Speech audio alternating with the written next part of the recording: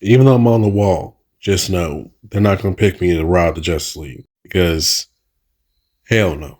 But let's see if these two can figure out a perfect crew to rob the Justice League in issue 2. Cheetah and Chesire are trying to go through the different names. There's high A-listers like Catwoman saying no, or Mammoth just being a basket case altogether. I don't know who to pick. Jay's daughter's in the background knowing what they're trying to do. Knows they're working, but she doesn't tell her dad because it's pretty badass. They want A-listers, people who are professionals to pull off this heist. They don't want people to just come onto the team, especially they don't know if they can trust them. She thinks she has someone in mind, so does Jay. They both go and recruit for the crew. Within Atlantic City, we see this person cashing out. Lady does not look too pleased about this cash out. There's another man who is just enjoying the time of his life at this table, collecting all types of chips. Hello, Becky. Seeing that she is helping her grandpa beat the odds by nudging the probability. He helps her, but he gives her half the take. It tells her, we can put those new abilities to a test, especially after the absolute power event. We're just nudging the probability. And Hazard guess what the coin lands on perfectly. Jade wants to see more. It tells her a little bit more complicated than that.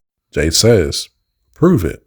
Everybody ends up cashing out, winning all types of money. Jade just figured out that Becky is manipulating the probabilities on a quantum level. It's perfect for the heist. We go to Florence, Italy, and we see somebody communicating with a cat. Cat's pushing things and talking back to the person they're communicating with. The cat's sneaking through. They're trying to find this book.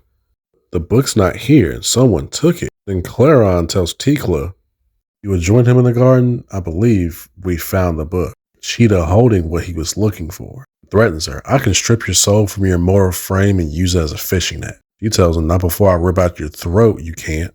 In his place, he shuts up. Then he asks her, what do you want from the book? He tells her, I want you and your familiar Tikla, is it?